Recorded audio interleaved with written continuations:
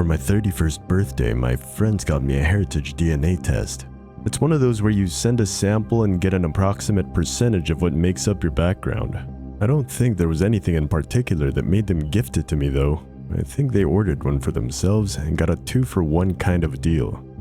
Still, I figured it'd be fun to check out. My biological grandpa died when my dad was very young, and my grandmother remarried long before I was born, so I was never told a lot about that side of the family. I'd always been a sickly child, so I've been wary about looking too closely at my family and health history, but I figured this couldn't hurt. So I filled out the form, provided the sample, and sent it on its way. Then I just sort of forgot about it. When I finally got the results, it came with a few surprising revelations. While the majority of my heritage was entirely predictable, there was an 11% splash of something called the Northern Scandinavian Blue Hill Tribe. I asked my parents about it. While my mother had no idea what the Blue Hill Tribe was, she was pretty sure it wasn't from her side of the family. My dad was equally confused. Sure, he didn't know much about his biological father, but he knew for a fact that the man was from Oklahoma. His mom, on the other hand, was Minnesotan. Dad got curious and ordered his own test within the hour. As I ended the call and boxed the packaging up, something fell out. A sturdy envelope made of thin, navy blue cardboard and sealed with a sunflower emblem. It had a mild chemical smell to it, like a sweet ammonia. At first, I thought it was going to be some kind of special offer, much like what got me that test in the first place. But after turning it over, I could see it was addressed directly to me in handwritten cursive. It read, "Dear, congratulations on your recent result. As part of our further effort to explore the diverse world of unified heritage and in cooperation with our various multinational partners, we would like to extend an invite to descendants of the Northern Scandinavian Blue Hill Tribe for an eventful day of education, connectivity, and celebration. Consider this invitation and review the enclosed details at using your login credentials. We hope to see you there." I didn't know exactly what to make of it, but I decided to check it out. And holy hell, it reeked of scam. Here's what it offered. A fully paid 3-day stay at a hotel in Manchester, New Hampshire. Free entry to the company-sponsored Heritage Celebration event alongside other members of both the Blue Hill Tribe, but also other unique and diverse backgrounds. There were several groups listed, mostly hailing from the Skandas, the Carpathians, and the Ural Mountains. I would have to pay for the trip to get there though, and they were clear about food, drink, and room service not being included. But all in all, it sounded too good to be true. After several hours of trying to find my way through customer service websites, I finally got a hold of an actual service rep over the phone. At first they seemed to have no idea what I was talking about, but when I referenced a personal case number at the bottom of the envelope, they referred me to a special events manager. This manager, in turn, confirmed everything. I know how it sounds, but this is actually a sort of golden ticket thing. It's a biennial event and part of a charity effort, so there's a tax incentive for us as well. If you can make it, I'd recommend checking it out. We got some event photos on our website for reference. I did as she suggested, and I gotta say, I was convinced. I accepted. My flight arrived on the morning of the first event day, about 3 hours ahead of opening. I had an uneventful early check-in, spotting the locked doors through the lobby. There were a few posters marking the Heritage Celebration event. There were already a couple of people roaming the halls outside, but I decided to catch my breath a bit before the doors opened. I got to my room and clocked out for a couple of hours. I double-checked the event schedule on my phone, making mental notes of the various talks, guided tours, luncheons, dinners, and get-togethers. It was a full 2-day event. I was surprised at just how much there was to do, considering the event was intended for no more than a couple of hundred people at most. Still, I couldn't complain. But just as I drifted off for a nap, I got a notification on my phone. A text from my dad. Apparently, he'd recently gotten his results back. Strangely enough, he didn't have any percentage of the Northern Scandinavian Blue Hill Tribe in his genetic makeup. Maybe my mom wasn't as southern as she thought. Once the doors opened, there were about 100 people walking about. Some looked like average Joe nobodies. Others were clearly some kind of corporate representative. I could tell at least 6 different accents just by walking around, and a couple of foreign languages. There were a few booths to check out, mostly advertising various new services and products by the company behind the DNA test, but also one that was just information about various forgotten or unusual tribes. Going through the pamphlets, I couldn't find one about the Blue Hill tribe, so I decided to ask the service rep behind the counter. "Blue Hill?" he said, raising an eyebrow. "I'm not sure I..." Another rep whispered something in his ear, and he nodded. "Right," he corrected. "We don't have any reading material on the subject, but I think there's an info session. Should be part of the Tribes of the North meetup." I double-checked the schedule again and made my way to a couple of events. The Tribes of the North meetup was an after-dinner event, part of the late-night off-hours socializing thing they tried to get going. I spent the afternoon listening in on various other topics, trying to pass the time.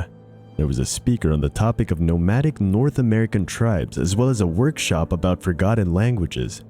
It was all interesting in its own way, but I found myself drifting away just after lunchtime. I had to take a rest around 3 p.m. because of an upset stomach, a relic from my sickly past.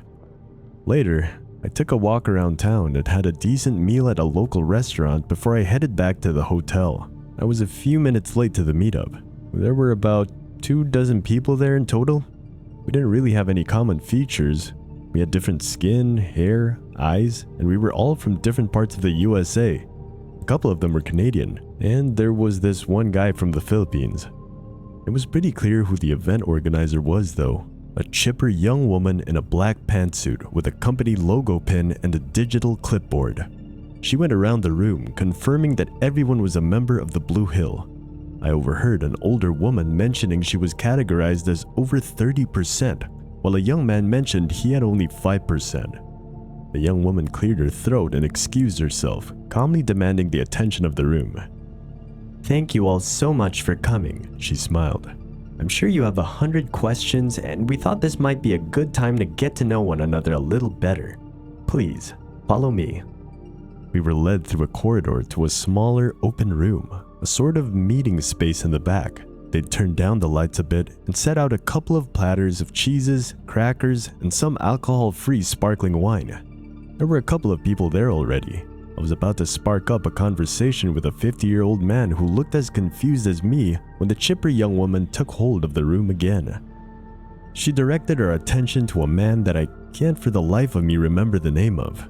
Weston or Wesley, I think. He in turn welcomed us and encouraged us to indulge in the various snacks scattered throughout the room. Then he introduced us to the topic of the evening, the Blue Hill tribe.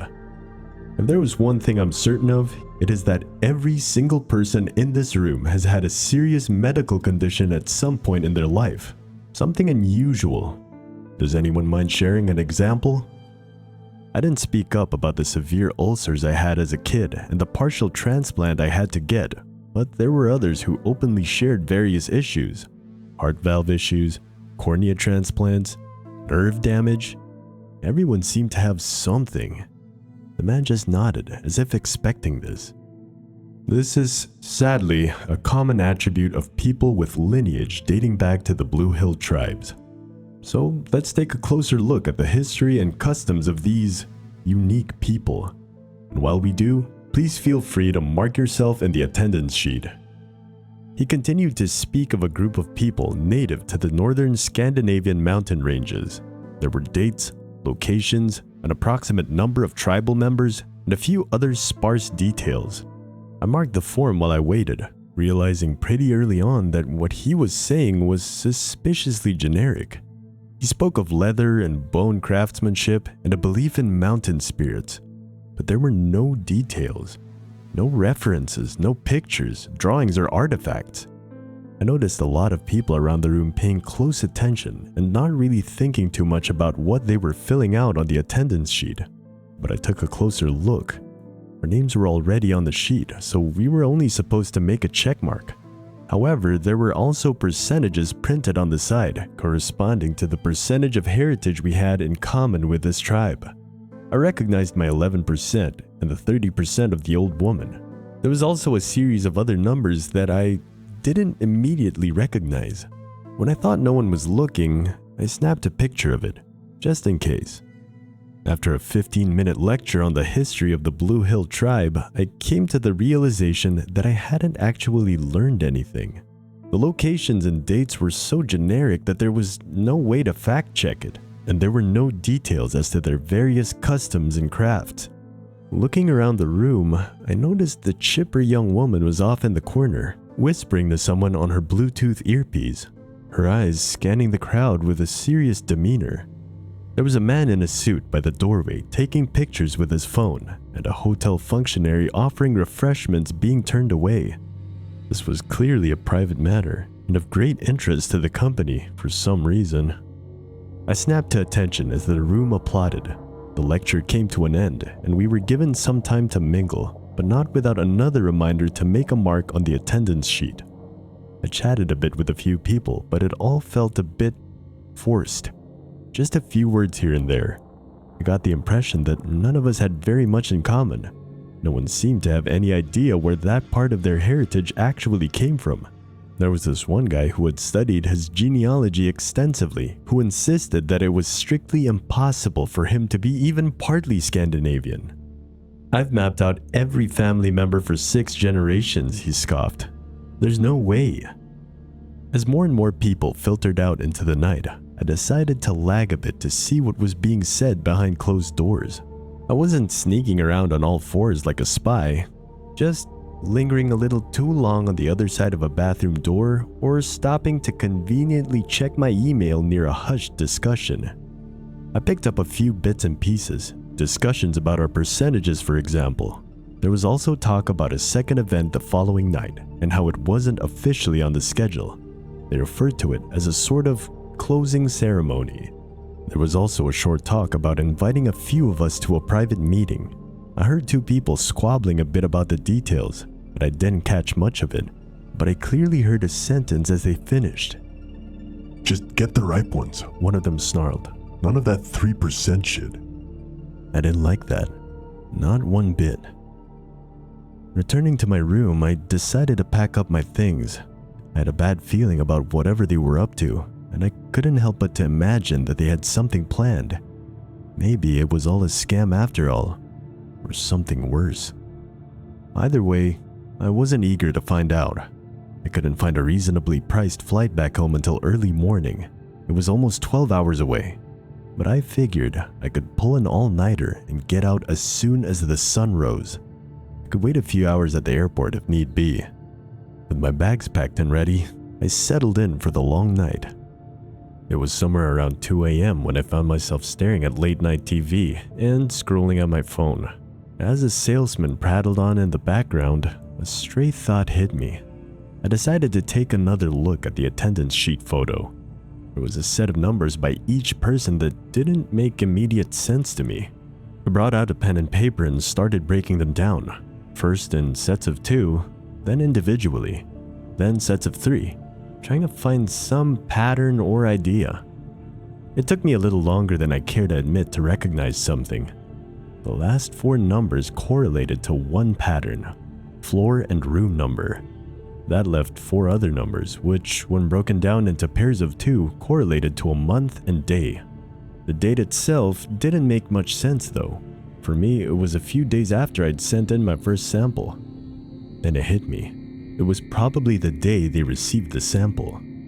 Taking a closer look at the percentages, I could see that everyone with a 9% heritage or lower were situated on lower floors, while those with 10% and higher all seemed to have the higher floors. Maybe there was a sort of unspoken threshold happening at 10% and up. Could that be what they referred to when they said to get the ripe ones? As I scrolled through various images from previously hosted charity events, I got a notification. My phone warned me that my camera app had unexpectedly closed. Strange, seeing as how it wasn't open to begin with. A bad feeling settled in my stomach. I was on the hotel Wi-Fi. Could they be monitoring our activities? I considered the option that I was just being tired and paranoid. That might very well be the case, but on the other hand, I'd heard what I'd heard. It was stressing me out, further upsetting my already sensitive stomach. I could feel a tinge of pain and decided to go get some ice. Might sound like a stupid home remedy thing, but sucking on ice cube has always helped me calm down. I followed the corridor, got myself some ice and a bucket, and returned to my room. As I was about to round the corner, I recognized a familiar sound. My hotel room door being closed and locked from the outside. Peeking around the corner, I noticed two people dressed in black disappearing down the hall, mumbling quietly to one another. Returning to my room, I couldn't help but to second guess myself. Had the bathroom door always been open? Was the same channel on the TV playing? Had someone moved my bags? It was hard to tell. That's how I spent the night, wondering. My heart sometimes skipped a beat as I thought I noticed something new, but ultimately, I couldn't find anything immediately threatening. I pulled out my phone battery just in case. I kept it in my other pocket. No one would be tracking me anytime soon. I messed up my bed to make it look like I had slept in it, even though I spent most of my time in the bathroom, ready to lock the door and call the police. I nodded off a few times, but eventually the sun broke the horizon. A few rays of sunshine slipping in through the frosted bathroom window. I got my bags and left. One nervous elevator ride later, I slapped down the hotel key on the reception and headed for the exit without elaborating. I accidentally made eye contact with the hotel security guard by the exit. He gave me a curious side-eye. "Sir?" he asked. I stopped briefly and excused myself. He held up a hand. "Sir, may I speak with you?" he repeated. "I have an appointment," I smiled. "Sorry." "It won't take long," he smiled. "Right this way." Looking at the silver-colored revolving door that could get me out of there, I considered my options. I could make a break for it, or I could just see what this was about. I decided to just talk to the man, banking hard on it not being anything serious. In hindsight, I should have gone for the goddamn door. I was taken to a small room right next to the reception. There he asked to see my phone. I showed him, although the battery was still out. "My supervisor had a couple of questions," he said. "She's just outside. Won't be a minute." "I'm sorry, but I gotta..." He pocketed my phone, smiled, and stepped out of the room. But it wasn't an ordinary service personnel kind of smile. It was almost apologetic, like he knew he'd landed me in some kind of trouble. And through the door came the chipper young woman from the previous night. She wasn't as chipper this time. She didn't sit down, instead opting to stand on the opposite side of the rooms with her arms crossed. For a solid minute, she just stood there, considering what to say. Finally, she let out a sigh and took a step forward. I felt like a scorned schoolboy being dragged to the principal's office. "Are you leaving early?" she asked. "Would be a shame to miss the get-together tonight." "I'm thankful to have been a part of this," I said, "but I really ought to get going." "Oh?" She feigned surprise. "Family emergency?" "That's private," I said. I could still hear hotel personnel outside and figured she didn't want to make a scene. I leaned back in my chair, confident and quiet. She didn't take that too well. "I think it'd be for the best if you stayed a little longer," she continued. "I don't think I will." "I don't think there's much to debate." "I'm sorry, but you have no..." She slammed her fist on the table and stared me down, unblinking and furious. There was a slight tremble in her movement. There was no way those outside didn't hear us, and yet no one moved a muscle. Perhaps she was in more control than I had anticipated. "I think you're gonna stick around for a while," she snarled, "or we're gonna have a problem. You wanna have a problem with me?" "No," I said, shaking my head. I don't." "And you're gonna shut the fuck up and play along." I was dumbstruck. There was no ambiguity here. She was outright threatening me. I could barely understand why. Maybe she'd seen something on my phone while I was connected to the hotel Wi-Fi. Or maybe they'd noticed me spying. Perhaps they saw me pondering the attendance sheet. I don't know. Either way, they weren't taking any chances. I didn't see that hotel security guard again. Instead, they put me in a room with a very quiet man in a suit. He didn't answer any questions, and he wasn't much for small talk. All he did was stand outside the room, checking in on me as soon as I made a noise. I spent all day in that room. This small 10 by 14 feet room with little more than a couch, a coffee table, and the most generic looking hotel painting I'd ever seen. Still, as calming as that room was, I was freaking the fuck out. There was nothing for me to do at that point. No harebrained schemes could make me magically phase through the wall. I was stuck there, and I sure as hell wouldn't fight that guy. Didn't take a detective to spot that he was armed. The stress made my stomach act up. I was allowed to use the bathroom, but they kept the stall door open. Then it was straight back to the room. I tried frantically to come up with some kind of plan or figuring out some specific turn of the corridor where he wouldn't have a clear shot. But it was useless. There were long, wide open spaces and no harsh corners. But that was my mindset. I was still under the impression that there was something I could do, but in reality, I couldn't. Once that started to dawn on me, I realized how screwed I was. It was the emotional equivalent of sinking into a deep, black ocean. It was late afternoon when the door opened.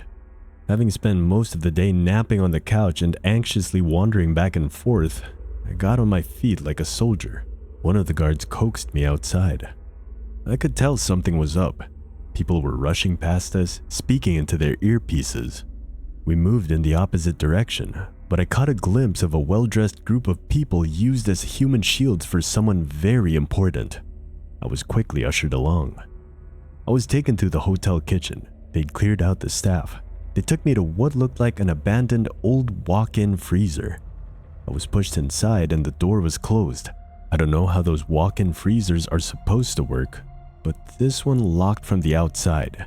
There were no lights, and I could barely make out what was happening through the little windows. I didn't have to wait for long. Just minutes later, I could hear other people entering the room. Some curious, some angry, some crying. One by one, the guests from the previous night were ushered into the freezer, even the old woman. Well, not all the guests, only those ripe enough. There were 9 of us in total. Some were mildly annoyed, others were confused. Finally, they dropped a guy who had been beaten straight onto the floor. He was clearly not okay, trying his best to breathe through his mouth. That set most of us off. Some banged on the door, others screamed at the top of their lungs. No one had a phone or a weapon. The panic rose and it spread like wildfire. Soon, I was right there with them, screaming for someone to let us out. I screamed my voice hoarse, but no one came. We must have been in there for at least 40 to 45 minutes. Our protests died, and in the following silence, we heard someone enter the room. A single set of footsteps.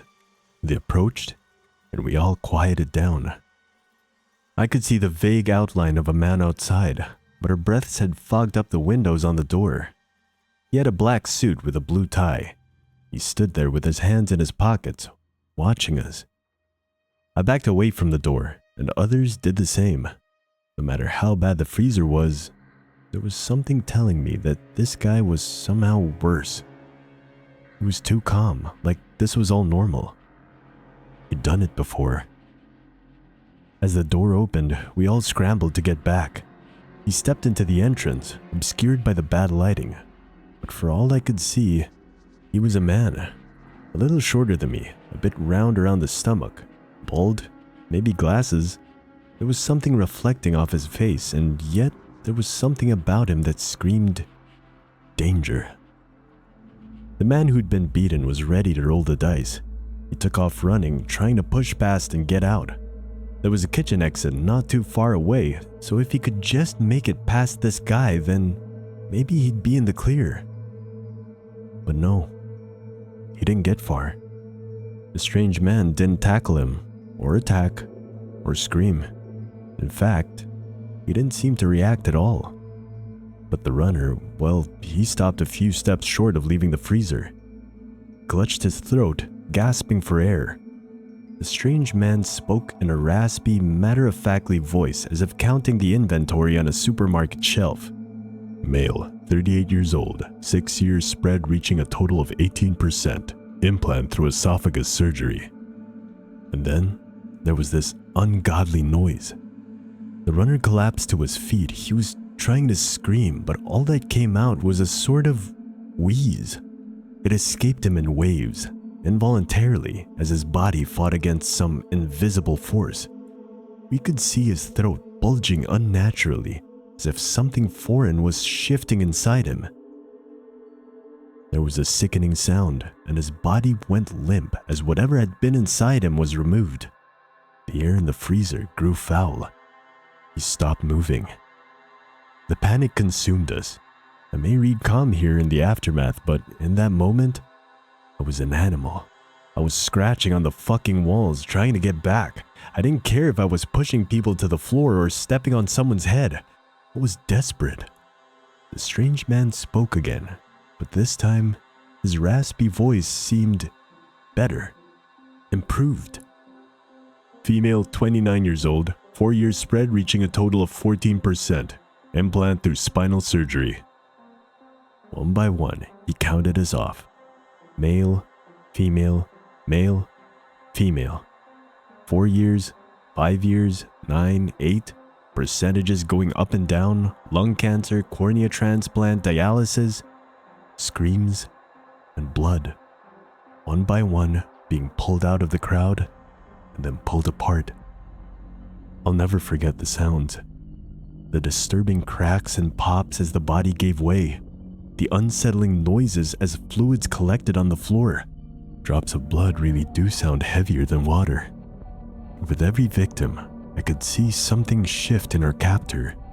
Straighter back, deeper breaths, like he was absorbing it all into himself, taking something back. Harvesting. The sixth person on the chopping block was me. He read it all out loud. Male, he began. 31 years old, 24 years spread reaching a total of 11%, implant through ulcer treatment. My stomach rumbled, moved, twitched as if coming alive. It wanted to escape me, to break free. It strained against me. I collapsed to the floor, my hands slipping on the blood, seeping into my skin, itching under my fingernails. Then I felt something move in my pocket. I almost dropped it. I still had my phone battery. I took it out and held it up to my mouth. I could bite down on it, drenching myself in acid or God knows what. My stomach ceased moving, if only for a short reprieve. I looked up at my captor. See this? I said. It'll fuck us both up. But you need it, right? You need me whole.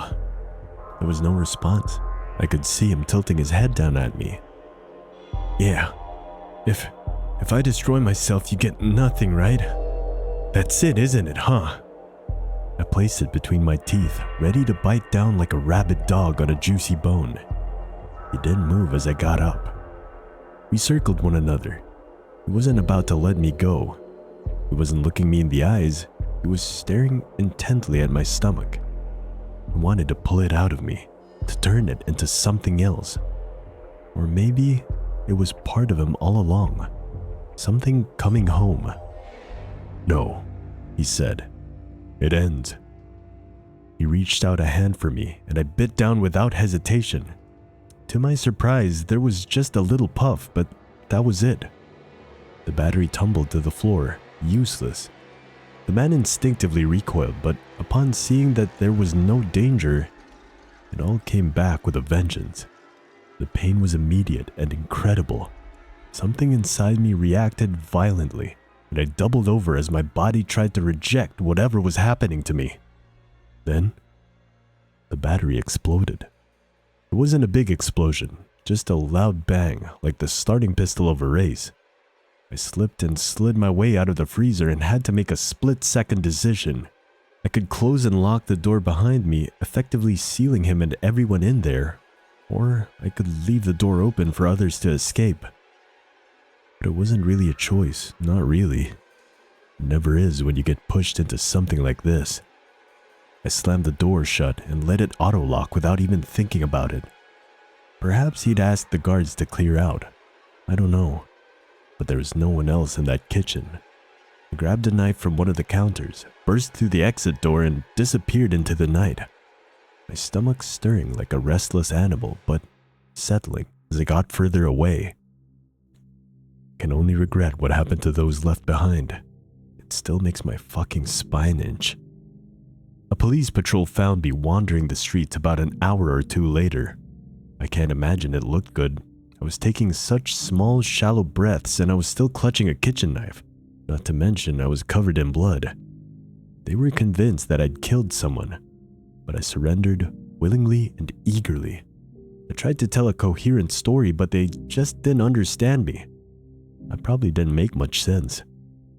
A shower and a fresh set of clothes later, I explained my experience at the hotel to the best of my ability. Sadly, it didn't really do much. There were no records of the man I described ever visiting that hotel.